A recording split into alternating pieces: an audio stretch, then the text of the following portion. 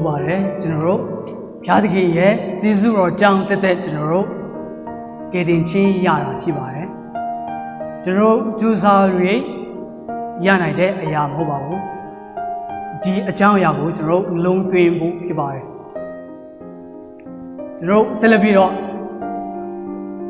ဓမ္မဟောင်းကျမ်းတုန်းကဓမ္မဟောင်းခေတ်တုန်းကကယ်တင်ခြင်းနဲ့ဒီခေတ်မှာကယ်တင်ခြင်းဟာဘယ်လိုကွာခြားမှုရှိလဲဆိုတာဆက်လက်လေ့လာကြရအောင်ဓမ္မဟောင်းခေတ်တုန်းကဆိုရင်ကျွန်တော်လေဝါကတိုင်ကိုပုံဆောင်ပြီးတော့ယုံကြည်ခြင်းဖြင့်ဘုရားကိုကိုးကွယ်ကြပါတယ်သို့တော့ဓမ္မတိခေတ်ရောက်တဲ့အခါမှာဆိုရင်ပုံဆောင်ခြင်းမဟုတ်တော့ဘဲနဲ့သခင်ယေရှုကိုယ်တိုင်လေဝါကတိုင်ပေါ်မှာတည်သက်ခြင်းခံရပြီးတော့ဘုရားသည်သခင်ယေရှုကိုယုံကြည်ခြင်းဖြင့်ကယ်တင်ခြင်းရတာဆိုတာကျွန်တော်တွေ့ရပါတယ်ဓမ္မဟောင်းခေတ်တုန်းကဆိုရင်ယုံကြည်ခြင်းကိုလေဝါကတိုင်အရေးနဲ့ပေါ်ပြတာကျွန်တော်တွေ့ရပါတယ်လူတယောက်ဆိုရင်အပြစ်ဒုစရိုက်ကိုလုံးမယ်ဆိုရင်ဒီအပြစ်ကိုဖြေလို့ဖြည့်ရတော့ကသူတငယ်မဟုတ်ရင်နွားတကောင်ကိုယူလာပြီးတော့ယေဘရဟိတ်မင်းကြီးထာမှာဆက်တာပါတယ်ဒီသူတငယ်ပေါ်မှာအပြစ်ရှိသူကသူ့ရဲ့လက်ကိုတင်ပြီးတော့သူလှုပ်ခဲ့တဲ့အပြစ်တွေကိုဝန်ချတောင်းပန်ပြီးတော့ဒီအပြစ်ရှိသမျှတခုမကြံဒီသူ့ပေါ်မှာလက်တင်ပြီးတော့သူ့ပေါ်မှာသူ့ရဲ့ပြစ်တွေကိုတင်တာကြည့်ပါရယ်အပြစ်ရှိသူကအဖဘုရားကိုတော်ရှင်ဤအတနာချင်းကရုဏာချစ်ချင်းမေတ္တာတော်အပြင်ကျွန်ုပ်ဤအပြစ်တွေကိုဤသူ့ပေါ်သို့တင်ပေးပါဆိုပြီးတော့အပြစ်တွေကိုဝန်ချပြီးတော့တောင်းပန်ရပါတယ်သူရဲ့အတိတ်ကိုသူကိုယ်တိုင်တောင်းပန်ပြီးတော့နောင်တရခြင်းစစ်မှန်တဲ့နောင်တရခြင်းချင်းသူကတောင်းပန်ရတယ်ဒီလိုမျိုးနောင်တရခြင်းစစ်မှန်တဲ့နောင်တရခြင်းမဟုတ်ရင်သူအသက်အတွက်လည်းအန္တရာယ်ရှိတယ်ဆိုတာတို့သိရပါတယ်ဒီမှာဆိုရင်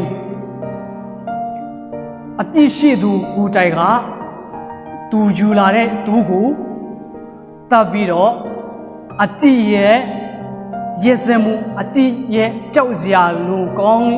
လာတဲ့အတိကိုတီချာနားလည်ဖို့ရန်သူကိုယ်တိုင်တတ်ရပါတယ်ဒီလိုမျိုးသူကိုယ်တိုင်တပ်ပြီးတဲ့နောက်ယေဘရဟိတ်က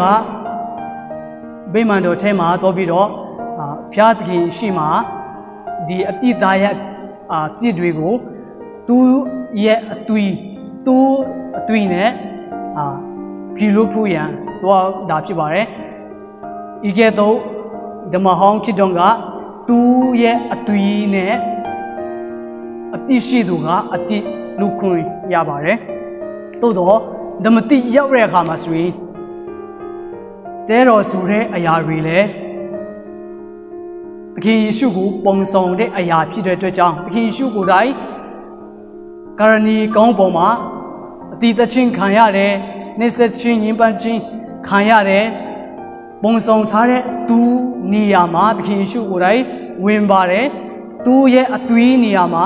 သခင်ယေရှုရဲ့အသွေးကိုသွန်းလောင်းပါတယ်ဆိုတာကျွန်တော်တွေ့ရပါတယ်ဒီဓမ္မဟောင်းခေတ်တုန်းကလုပ်တဲ့အရာတွေကသခင်ယေရှုကိုညွန်ပြပြီးတော့သခင်ယေရှုကိုပုံဆောင်တဲ့အရာတွေဖြစ်ပါတယ်။ဘယ်ပြအခန်းကြီးကိုအငယ်၈ကနေ10ဖတ်မယ်ဆိုရင်ကျွန်တော်ပထမတဲ့တော်ပြီးတဲ့တော်မပြတ်မီတိုင်အောင်သင်ရှင်ရာဌာနသို့သွားသောလမ်းမဖွင့်သေးသောအကြောင်းကိုထိုမှုရာအပြင်သင်ရှင်တော်ဝိညာဉ်တော်သည်အရေးပေးတော်မူ၏သူတဲတော်ကပူဇော်တကားနှင့်ရည်မြကိုပူဇော်သောကာလတည်ဟူသောညမောက်ကာလပတ်လုံးပုံပမာဖြစ်သူပူဇော်တကားနှင့်ရည်မြတို့သည်ကိုတည်သောစိတ်ကိုတောက်လင်းလဲဥပြုတော်သူအားစုံလင်ခြင်းအကျိုးကိုမပေးနိုင်သည်ဖြစ်၍စားစရာတောက်စရာမြူသောနေ့စရာတည်ဟူသောကိုခန္ဓာနှင့်ဆိုင်သောအထုံးအဖွဲ့များနှင့်တကွာ အတိပြုပြင်ချင်းကာလတိုင်ယုံညတာတရားကြဤဆိုပြီးတော့